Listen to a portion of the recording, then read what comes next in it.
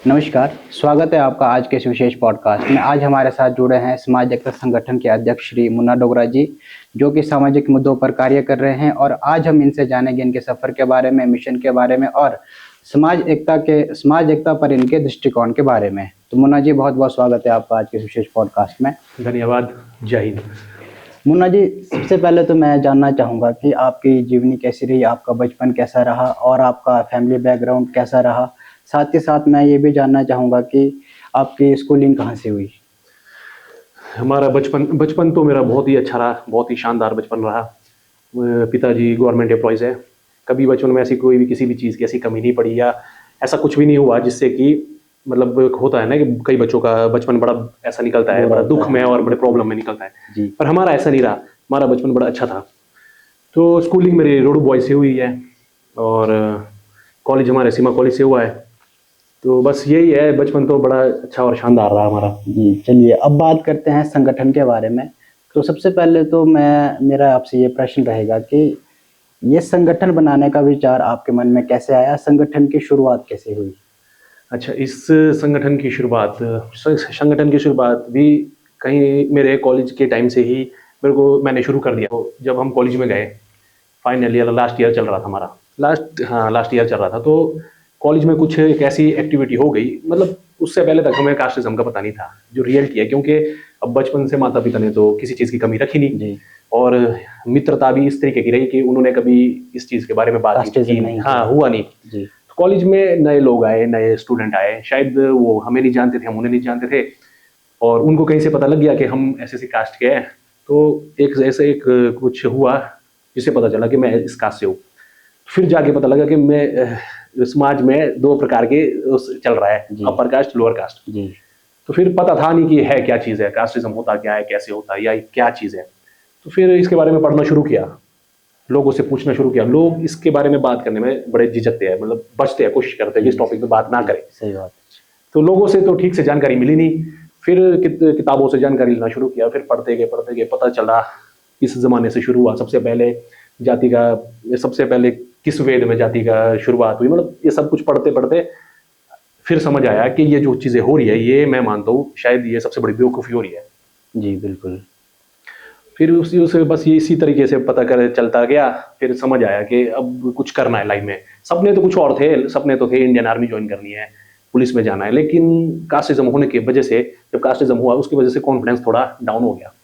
मतलब जो था नहीं, हम स्पोर्ट्समैन थे, अच्छे एथलीट थे, बल्कि मैं अपने कॉलेज में अपने डिपार्टमेंट में प्रेसिडेंट रहा हूँ। तो कभी मतलब ऐसी चीज़ें फेस नहीं की। फर्स्ट टाइम फेस की तो मतलब सारा सब कुछ ऐसा बिखर जैसा गया कि नहीं यार क्या हो गया है। अच्छा, जैसे कि मुन्ना डोगरा जी, जो ये आपके संगठन का नाम है, इसमें नाम आता है समाज एकता। अच्छा, और आप बात कर रहे हैं अभी कि जातिवाद हुआ है उसमें, तो क्या उससे पहले भी आप किसी और ग्रुप के साथ जुड़े थे? जब समाज एकता ही क्यों आपने नाम चुना? अच्छा, तो इसके पीछे भी एक स्टोरी है। जब तक हमारे साथ कास्टिज्म नहीं हुआ था, जब तक मुझे पता नहीं था कि कास्टिज्म क्या होता है, तब तक हम किसी भी काम में नहीं जुड़े थे। हम एक बस स्पोर्ट्समैन थे, फुटबॉल खेलते थे और बड़े दिल से खेलते थे। जब कास्टिज्म हुआ, जब मैंने इसके बारे में पता किया, फिर मैंने संगठन ज्वाइन शुरू किए करना, पता किया। तो उस टाइम एक संगठन उभर रहा था, भीम आर्मी, उत्तर प्रदेश में भीम आर्मी उभर रहा था। तो फिर मैं उसकी तरफ झुकना मेरा पड़ा शुरू हुआ कि भाई ये बंदे सही बोल रहे हैं। जब लोगों के साथ गलत हो रहा है, यहाँ लोग फांसियां लगा रहे हैं जातिवाद की वजह से, तो फिर क्यों नहीं अपने हक की आवाज़ उठानी चाहिए। फिर जब हमने ग्राउंड रिसर्च शुरू की, जब हमने ग्राउंड में काम शुरू किया, जब हमने देखा कि हमारे समाज के साथ ये पीड़ा हो रही है, लेकिन कहीं ना कहीं हर व्यक्ति दुखी, किसी न किसी चीज़ से परेशान है जी। अब हमारा समाज परेशान है जातिवाद से और कई परेशान है गरीबी से। और मैंने इसमें एक चीज़ नोटिस की, जातिवाद हो किसके साथ रहा है? जो गरीब है जी, उसके साथ जातिवाद हो रहा है। अगर आपके पास पैसा है, आपके पास दौलत है, कोई किसी को आपकी जाति से कुछ लेना देना नहीं है। कोई जातिवाद नहीं है, क्योंकि मैंने अपने आंखों के सामने बड़े बड़े एग्जाम्पल देखे हैं। तो फिर जब ग्राउंड लेवल पे गए, हर समाज में मैंने देखा तकलीफ है, प्रॉब्लम है। फिर मेरे को समझ आया कि अगर हम अपने पक्ष का साथ देंगे ना, तो यार जो दूसरा पक्ष है ना, ये भी तो प्रॉब्लम में है जी। बिल्कुल, इनको भी तो बहुत ज़्यादा दिक्कत है जी। और इससे रिलेटेड मेरे पास कई केस आए और हमने ऐसे काम भी किए हैं जो हर पक्ष के लिए हमने किए हुए हैं। तो फिर वहाँ से मेरे को समझ आया कि मैं कभी भी एक पक्ष को लेके अगर मैं चलूँगा ना, कभी भी मैं बदलाव नहीं ला सकता समाज में। और एक पक्ष में मुझे नहीं लगता कि जातिवाद कभी खत्म भी नहीं, होगा। बिल्कुल भी नहीं होगा। जी। और ये रियलिटी है। अब मैं एक एग्जांपल देता हूँ आपको। मैंने संगठन बनाया, उसमें मैं एक पक्ष की बात रख रहा हूँ। उसमें क्या होगा कि जो दूसरा पक्ष है ना, वो भी तो डिफेंस में खड़ा होगा, बिल्कुल कुछ ना कुछ वो भी करेगा। तो मैंने सोचा क्यों ना एक ऐसा संगठन का निर्माण किया जाए जिसमें हर वर्ग कंधे से कंधा मिला के चले, साथ चले। और जब वो संगठन किसी भी बात को रखने के लिए कहीं जाएगा तो वो ये ना पूछे कि मेरे साथ खड़ा कौन सी जाति का है, उसे बस ये पता हो कि ये मेरा साथी है और मेरे साथ है, हम मिल के लड़ाई लड़ेंगे जो भी लड़ाई है। तो इसलिए हमने समाज एकता संगठन इसको शुरू किया। जी, बहुत अच्छी बात है। अच्छा डोगरा जी, जो ये संगठन है, इसके साथ आपके साथ कितने कितने लोग जुड़े हैं, कौन कौन लोग जुड़े हैं और कौन आपका इसमें भरपूर सहयोग कर रहा है? हमारे संगठन में इस टाइम एक्टिव जो लड़के हैं, यो यूथ है, जिसमें महिलाएं भी हैं, जो टोटल मिला के 250 की स्ट्रेंथ बनती है। मतलब 250 एक्टिव लोग लड़के और मतलब महिलाएं मेरे साथ अभी जुड़े हैं, जो मतलब एक कहने पे कहीं भी एकत्रित हो जाते हैं। और इसका फाउंडर कौन है वैसे? इसके फाउंडर तो फिर हम ही हैं, मैं हो गया, 2 लड़के और हैं। अच्छा अच्छा, जैसे कोई व्यक्ति आपके जो संगठन है इससे जुड़ना चाहता है तो उसका प्रोसेस क्या होता है? इसके जुड़ने का प्रोसेस है, यदि हम पहले क्या करते हैं, अगर किसी को हमसे जुड़ना है, हम उसको अपने ग्रुप में ऐड करते हैं। व्हाट्सएप ग्रुप है, फिर व्हाट्सएप ग्रुप में हम लोग डिस्कस करते हैं बातों की। यदि अगर अगले को हमारे विचार अच्छे लगे, वो हमारे साथ जुड़ना चाहता है, फिर हम उसको प्रॉपर तरीके से अपने साथ संगठन में जोड़ देते हैं। अब जैसे मान के चलो आपके पास कोई कंप्लेंट आती है, तो आप कैसे फाइंड करते हो कि जो कंप्लेंट है जेन्युइन है या फिर कहीं ये झूठी तो नहीं है? अब जैसे कि मैंने आपको बताया कि मेरे 250 लड़कों का ग्रुप है जी, तो मेरे को अपने एक एक ग्रुप के लड़के का एक का पता रहता है कि कौन लड़का किस जगह से है और कौन क्या है। मैं पूरी डिटेल रखता हूँ अपने संगठन के लोगों की। तो हम किसी भी गांव से जब हमारे पास कोई भी एक केस आता है, एग्जांपल के लिए अभी एक पीछे एक आपने देखा होगा मेरी वीडियो में, जिसमें महिला का फेस पे उसके हस्बैंड ने बहुत बुरी तरह से उसको मारपीट की थी। तो मैं वहाँ पे गांव में हमारे लड़के जो लड़के संगठन के हैं, मैं उनको भेजता हूँ। वो अच्छे से 1-1.5 दिन अच्छे से रिसर्च करते हैं, पूरी प्रॉपर तरीके से पता करते हैं कि ये रियलिटी में हुआ भी है कि नहीं है, कि कुछ और है। तो फिर जाके हम उस पर आगे एक्शन, उस तरीके से एक्शन करते हैं। मतलब तुरंत एक्शन नहीं होता? नहीं, पहले जांच पड़ताल। इसमें दिक्कत क्या होती है, कई बार ऐसे केस सामने आ जाता है जो रियलिटी में झूठा है। अच्छा, और हमारे पास कुछ और लाया गया है और लेकिन रियलिटी में कुछ और है। वो ऐसा हुआ है अभी तक कोई? ऐसा हुआ भी है, लेकिन अब कैसे समझाऊँ आपको मैं, इसमें शायद कई, अगर मैं बताऊंगा तो कई हमारा ही पक्ष हमारे खिलाफ खड़ा हो सकता है। अच्छा। मेरे ये है। और आजकल क्या हो रहा है कि मैं देख रहा हूँ मेरी वीडियो को कई कट करके कई जगह में यूज हो रही है। अच्छा। हाँ, तो मैं बता तो सकता हूँ, लेकिन प्रॉब्लम ये है कि मैं नहीं चाहता हूँ कि इसमें कोई पक्ष और विपक्ष हो जाए। अच्छा, किसी ने आपसे कंप्लेंट करी और आपने अपने जो भी आपके संगठन का यूथ है आपने उनको भेजा और बाद में निष्कर्ष ये निकला कि जो ये कंप्लेंट है ये झूठी थी और आपने काम नहीं किया उनके लिए? काम नहीं किया। ऐसा ही था? हाँ जी, बहुत अच्छी बात है। हमने काम नहीं किया और कोशिश की हमने, जो पक्ष झूठी तरफ से था उसको समझाने की कोशिश की कि आप ये गलत कर रहे हो, इससे किसी की लाइफ खत्म हो सकती है। अच्छा, जैसे कोई कंप्लेंट आती है आपके पास, क्या आप उसको लीगल सपोर्ट भी देते हैं? लीगल सपोर्ट बिल्कुल देते हैं। जितने जैसे जो भी हमने अभी तक किया है, जैसे महिला का केस है उसमें हमने प्रॉपर तरीके से एसडीएम सर से मिले, बाकायदा हमने कोर्ट गए। फिर एक और केस चौपाल का था, उसमें भी हम बाकायदा प्रशासन के साथ मिलके मेरे संगठन के लड़कों ने रात दिन एक करके मेहनत की हुई है जी। हम बिल्कुल प्रॉपर लीगल तरीके से चलते हैं। अच्छा, जैसे कि क्या कहते हैं अभी कंप्लेंट आती है आपके पास, अच्छा अगर आपको पता चले कि भाई ये जो कंप्लेंट है ये झूठी है, तो क्या आप उसके खिलाफ भी कोई लीगल एक्शन लेते हो कि नहीं? अगर झूठी कंप्लेंट है, कोशिश तो करते हैं कि हम उन दोनों को बैठा के कॉम्प्रोमाइज करवा दें उस चीज़ को, कि ये आगे ना जाए। लेकिन फिर भी जो झूठा पक्ष है वो अगर ये करता है कि नहीं मैं नहीं छोड़ूंगा, मैं लगा रहूंगा, फिर हम उस पक्ष का साथ देते हैं जो रियलिटी में सही है। अच्छा। और उसको इतना सपोर्ट कर देते हैं, उस दूसरे पक्ष को चुपचाप से बैठ जाना पड़ता है। जी, बहुत अच्छा। डोगरा जी, मैं भी आपकी काफ़ी वीडियोस देखता हूँ। मैंने अभी आपकी हाल में एक वीडियो देखी थी जिसमें आप नशे के खिलाफ बोल रहे थे। अच्छा, जैसे कोई केस आता है, कोई माँ-बाप परेशान होते हैं कि हमारे बच्चे से नशा छुड़ा लो, या फिर आपको लगता है कि यहाँ पे नशा बेचा जा रहा है या कोई जानकारी मिलती है, तो उस केस को आप कैसे सॉल्व करते हैं, कैसे हैंडल करते हैं? अभी पीछे हमारे पास एक कंप्लेंट आई थी, जिसमें वो कंप्लेंट हमें वहाँ के एरिया के लोगों ने की। शायद उन्होंने पुलिस पे भी कंप्लेंट की और पुलिस वाले भी गए हैं, पुलिस वालों ने बहुत अच्छा काम किया है। अच्छा। प्रॉब्लम क्या हो रही है, वो मैच नहीं हो रहे एक साथ टाइमिंग। अच्छा। उनको लड़कों को कैसे करके पहले पता चल रहा है कि पुलिस आ रही है, तो इस वजह से क्या रहा है, वो कैच नहीं हो पा रहे थे। तो फिर गांव वाले परेशान हो चुके थे, तो उन्होंने हमारे को बुलाया कि आप आओ, एक बार आप भी कोशिश करो क्योंकि हम वो जानते थे, वीडियो देखते थे। तो फिर हमने क्या किया, हम गए, हमने उनमें से उन लड़कों में से एक लड़का पकड़ लिया। नशा करने वाला? हाँ, नशा करने वाला लड़का पकड़ अच्छा। लिया।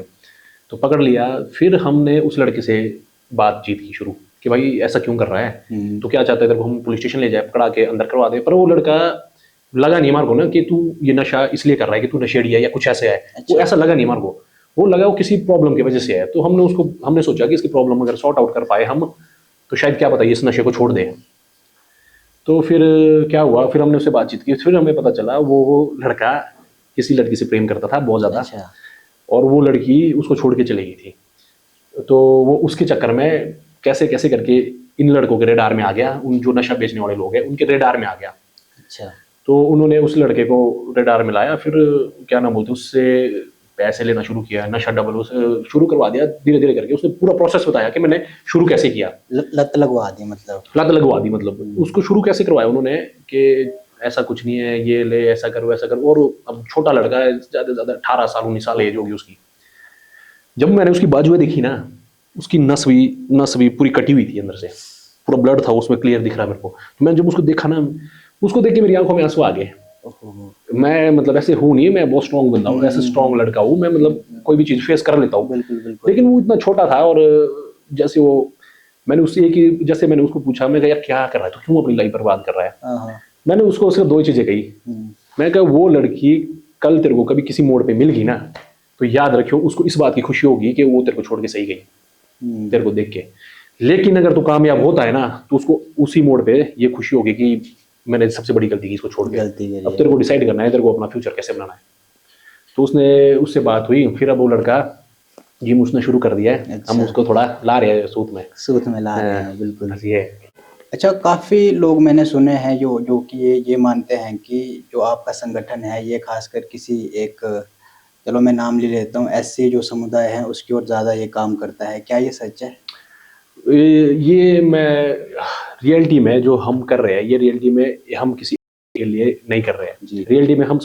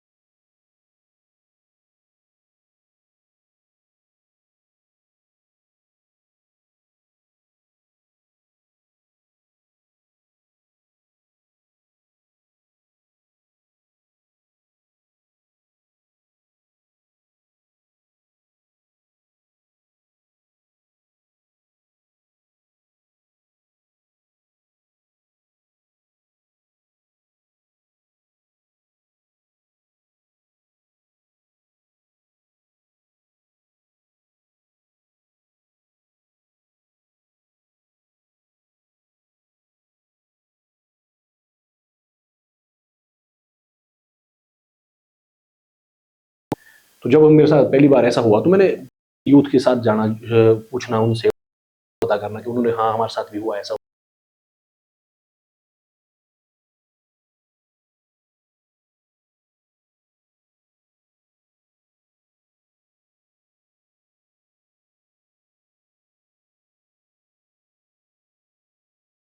नहीं है, अभी तक नहीं है। मैं अभी भी यही नहीं बोल रहा कि मैं बहुत बड़ा पॉलिटिशियन हूँ, अभी भी मेरे को कुछ भी पता नहीं है। तो हुआ क्या, उस बीच में हमारा लोगों ने बहुत ज़्यादा मिसयूज़ करना शुरू कर दिया कि भाई आप अपना संगठन लेकर यहाँ आ जाओ, मैं 60 70 लड़कों को लेके जा रहा हूँ। लड़कों का अपने जेब से खर्चा लग रहा है, सब कुछ हो रहा है, लेकिन रुझान कुछ आ नहीं रहा। दिल में एक आ गया, एक क्रांति है कि भाई ये गलत हो रहा है, इस गलत के खिलाफ लड़ना है। कई ऐसे केस, एक केस में तो हम ऐसे गए जहाँ पे एक अध्यक्ष ने हमारे को ये बोला कि भाई आगे का चार्ज तुम संभालो, मैं लंच करने जा रहा हूँ। अब देखो, अब वहाँ पे वही उस जिसके साथ हुआ था उसकी बेटी, उसकी पत्नी वहीं बेचारे रो रहे हैं और वो जा रहा है रोटी खाने। फिर उस दिन मेरे को समझ आया कि किसी के पीछे खड़ा रह के वो हम कभी नहीं कर पाएंगे जो हम करना चाहते हैं। बिल्कुल। इसलिए हमारे को खुद फ्रंट फुट पे आके लड़ना पड़ेगा। इसलिए हमने शुरू किया, हमने संगठन शुरू किया, समाज एकता संगठन शुरू किया। फिर जब हमने ग्रुप बनाया तो हमने देखा हमारे पास हर वर्ग का लड़का है जुड़ रहा है हमारे साथ। हर एक, अब कास्ट ही बोल रहे डायरेक्ट, हर कास्ट का लड़का हमारे साथ जुड़ना शुरू कर रहा था। तो फिर मैंने देखा कि इसको हम सीमित नहीं रखेंगे, हम इसको सबके साथ लेके चलेंगे, और जब हर एक के कंधे पे हमारा हाथ होगा तो हम तब जाके हम एक ऐसी मुहिम शुरू कर सकते हैं जिसमें कि इस देश से जातिवाद खत्म हो जाएगा, इस देश ऊंच नीच भेदभाव अमीर गरीब सब समाप्त हो जाएगा। अच्छा, क्या आपको लगता है कि ये चीज़ पॉसिबल है कि जो अपर कास्ट वाले, जनरल कैटेगरी वाले यूथ है वो भी आपके साथ जुड़ेगा और एक दिन जो ये जातिवाद बिल्कुल ही खत्म हो जाएगा? आने वाली जो नई पीढ़ी है, लेकिन अब जो मैं एक चीज़ नोटिस कर रहा हूँ ना, जो नई पीढ़ी है ना, ये लोग थोड़ा सा इनमें कास्टिज्म है, लेकिन जो हमारे टाइम की जो पीढ़ी थी ना, उसमें मेरे को उतनी चीज़ ये दिखी नहीं। और मेरे को कहीं ना कहीं ये भी लगता है कि शायद अगर एक गाइड करने वाला व्यक्ति सही हो तो शायद बदलाव आ सकता है, मेरे को ये लगता है, क्योंकि मैं लोगों के बीच रहता हूँ, सुबह शाम मीटिंगें कर रहा हूँ, और इसमें ऐसा नहीं है कि मैं मीटिंगें सिर्फ एक ही समाज में कर रहा हूँ, मैं हर वर्ग में मीटिंगें कर रहा हूँ। तो फिर कहीं ना कहीं मेरे को महसूस है कि यदि अगर गाइडेंस सही मिले ना तो शायद बदलाव आ सकता है। जी। अगर मैं बात करूँ, चलो जातिवाद की बात चली है, कि जातिवाद अगर हम जड़ से ही खत्म करना चाहे तो पहला पहला जो स्टेप है, कदम है, वो क्या हो सकता है? जातिवाद को खत्म करने का सबसे पहला कदम यही हो सकता है, अब जैसे कि अब एक एग्जांपल देता हूँ, आज जो लड़ाई यहाँ हो रही है सामान्य वर्ग और हमारा एससी समाज, तो इनमें लड़ाई किस चीज़ की है? जो सामान्य वर्ग के जितने भी लीडर है ना, इन्होंने इनके दिमाग में एक चीज़ भर दी है, आरक्षण मेन कारण है जातिवाद का। जी। और हमें पता है, और हमारे लीडरों ने हमारे दिमाग में भरा है कि कास्टिज्म इनकी वजह से है, क्योंकि ये अपने आप को बड़ा समझते हैं, इस वजह से कास्टिज्म है, छुआछूत वगैरह, छुआछूत, हाँ ये सब कुछ है, ठीक है। लेकिन दोनों वर्गों को जिस दिन ये बात समझ आ गई ना कि आरक्षण उस दिन अपने आप खत्म हो जाएगा जिस दिन अपर कास्ट जातिवाद करना छोड़ देगा। जी। उस टाइम पूरी तरह से आरक्षण खत्म हो जाएगा। लेकिन जो ये लीडर आ रहे हैं ना, नए लीडर आ रहे हैं, जो स्पेशल एक ग्रुप बना के बैठे हुए हैं, जो एक ही वर्ग को सपोर्ट कर रहा है, ये लोगों में क्या डाल रहे हैं कि हम लड़ के अपने अधिकार छीनेंगे, हम ये करेंगे वो करेंगे, हम ये कर देंगे, हम तलवारों के दम पे मतलब अधिकार ले लेंगे। ये होगा नहीं कभी। एक तलवार 100 गर्दनें काट सकती है, वहीं पर एक कम से कम 10 लाख लोगों की किस्मत बदल सकती है। जी बिल्कुल, ताकत कलम में है। जी बहुत अच्छी बात। डोगरा जी, कुछ लोग कहते हैं कि जो ये कास्ट बेस्ड ऑर्गेनाइजेशन होते हैं ये समाज को डिवाइड करते हैं, इस पर आपका क्या कहना है? इसमें कोई दो राय नहीं है। कोई भी संगठन किसी भी एक समाज के लिए बनेगा तो इसमें अपने आप ही बंटवारा होना शुरू हो जाएगा। तो होगी, होगा, बिल्कुल होगा। क्यों होगा? भले ही उस संगठन का जो भी नाम है ना, लेकिन दूसरा पक्ष उस संगठन में जाने से थोड़ा झिझकेगा। इसीलिए तो हम संगठन चला रहे थे, जब हमारे को ये लगा कि हम सबको लेके चलेंगे, इसलिए तो हमने संगठन का नाम समाज एकता संगठन रखा। और उसमें सारे इक्वल है, इसमें सब इक्वल है, और इसमें हम कोई भी वो अपर लोअर ये तो मेरे को शब्द ही पसंद नहीं है। जी बिल्कुल, बड़ा छोटा ही तो पसंद ही नहीं है। हम इंसान है, एक बराबर है सब, बस बात खत्म। जो कमजोर है आपने उसकी मदद करनी है, मतलब जो कमजोर है, मतलब ये है, कमजोर और गरीब और पीड़ित किसी भी वर्ग में हो सकता है जी, हम उन सब के लिए खड़े हैं। अच्छा, जैसे कुछ महिलाएं होती है, अच्छा महिलाओं के बारे में आपकी क्या राय है कि महिलाओं के साथ कैसे प्रताड़ना होती है? मैं किसी वर्ग की बात नहीं कर रहा, मैं अभी महिलाओं को टारगेट कर रहा हूँ, और आप उसमें उनके लिए क्या कर सकते हैं? पहले तो महिलाओं का मैं बहुत सम्मान करता हूँ। महिलाएं बहुत चीज़ें सहती है, जो एक महिला होती है बहुत कुछ सहती है। तो महिलाओं के साथ प्रताड़ना भी बहुत अलग अलग तरीके से होता है। एक एग्जांपल है, जब हमारे पास कोई भी महिला से रिलेटेड एक केस बताता हूँ मैं आपको ना। एक केस आया हमारे पास, एक माता जी है, हमारी इधर की है, उनकी एज शायद 52 या 53 के बीच होगी। उनके हस्बैंड भी इतने बड़े हैं, लेकिन हस्बैंड बाहर किसी और को पसंद करता है। अच्छा, तो वो उन्होंने क्या किया है, जो बहू है ना, उन माता जी की जो बहू है, ससुर जी, बहू, उनके बेटे, ससुर ने अपनी तरफ किए हुए है, पता नहीं कैसे भी पैसे दे के, जैसे भी, मतलब एक ऐसा माहौल बनाया कि वो अपने ससुर मतलब हाँ एक तरफ हो गया। तो माता जी रात को 2 बजे, मतलब ये है 12:30 या 11, 11:30 या 12 बजे की बात है, माता जी उबरे में छुपी हुई थी और मेरे को कॉल की उन्होंने मेरा नंबर पता नहीं कहाँ से अरेंज किया कि बेटा मेरे साथ ऐसा ऐसा हो रहा है, मेरे हस्बैंड मेरे साथ ऐसा ऐसा कर रहे हैं, तो मेरे को बचा दो, बोले मेरे को मार देंगे आज।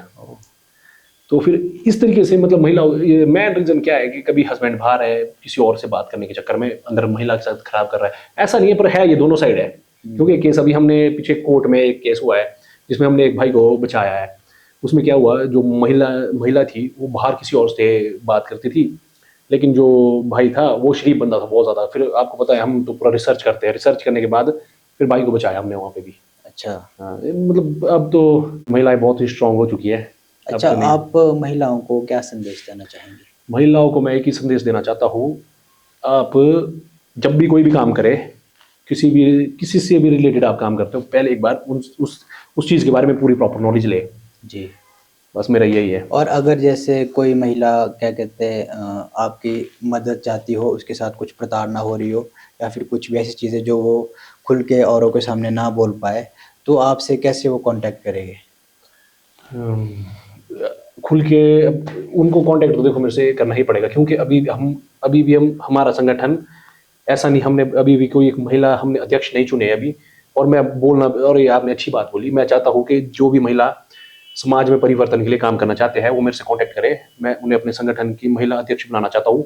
कोई भी एक्टिव है, आओ आओ, जितने भी महिला से रिलेटेड केस हो गए उस केस को सब वो महिला ही हैंडल करेगी, फिर हमारा बैक सपोर्ट रहेगा।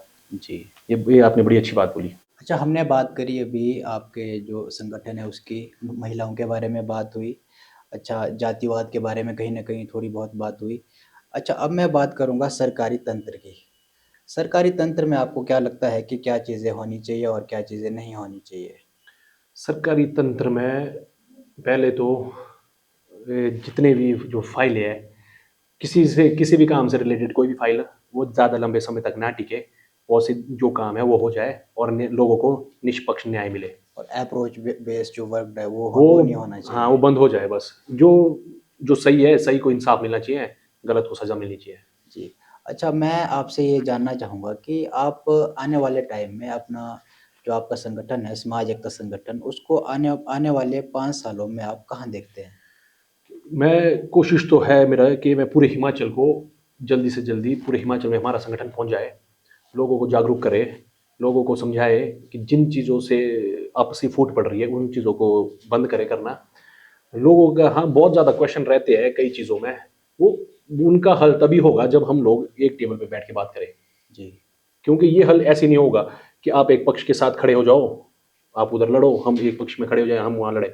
इसका कभी भी कोई भी सोल्यूशन नहीं मिलेगा। वो तभी होगा जब हम दोनों पक्ष एक टेबल पे बैठेंगे। ऐसा देखा गया है कि जब किसी ने अपनी आवाज़ बुलंद करी है, कोई सोसाइटी से ऊपर उठने की कोशिश करी है, तो उसे एक दर्जा दिया जाता है या तो उसे बोला जाता है कि क्या आप पॉलिटिक्स में आना चाहते हैं? क्या आपके साथ कभी कुछ ऐसा हुआ है अभी तक?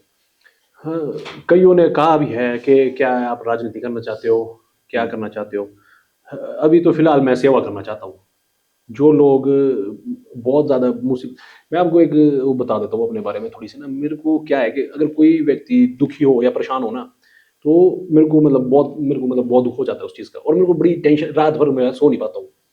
तो कोई भी मेरे पास किसी से भी कोई भी बोल दे कि भाई ऐसा हुआ है, तो मैं मतलब मेरे को वो घूमती रहेगी वो बात मेरे दिमाग में। तो फिर बस यही है मेरे अंदर कि मैं मतलब चाहता हूँ कि लोगों को मुसीबत से बाहर निकालना कैसे भी करके। अच्छा, क्या आप मतलब राजनीति में आपका अभी कोई रुझान नहीं है फिलहाल? अभी फिलहाल कुछ नहीं है, आगे अब पता नहीं आगे क्या होगा। आगे देखते हैं क्या आगे होता है। देखेंगे जो भी होगा।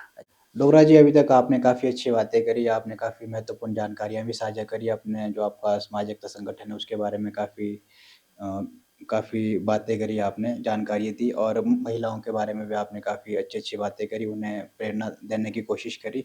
लेकिन अब अंत में मैं चाहूँगा कि एक ज़रा आप रैपिड फायर हो जाए। बिल्कुल। मैं आपसे कुछ एक प्रश्न पूछूँगा और आपने उसका जवाब 1 या 2 शब्दों में देना है, ठीक है? एक शब्द में न्याय का मतलब, समानता। एक शब्द में असली एकता, सम्मान। सबसे बड़ा दुश्मन समाज का क्या है? भेदभाव। आपका सबसे बड़ा सपना क्या है? एकजुट भारत। जी, बहुत बढ़िया। डोगरा जी, मैं आपका बहुत-बहुत धन्यवाद करना चाहूँगा कि आपने अपने अनुभव, संघर्ष और जो आपका संगठन है इसके बारे में आपने खुलकर बात की और अपना कीमती समय देने के लिए आपका मैं बहुत-बहुत धन्यवाद करना चाहूँगा। मैं भी आपका धन्यवाद करता हूँ कि आपने हमें अपने चैनल पे आने का मौका दिया। बाकी आपकी जनता के लिए भी मैं धन्यवाद करूँगा और मैं चाहूँगा कि इस वीडियो को ज़्यादा से ज़्यादा देखें और शेयर और सब्सक्राइब करें। जी, जय हिंद, जय भारत। धन्यवाद।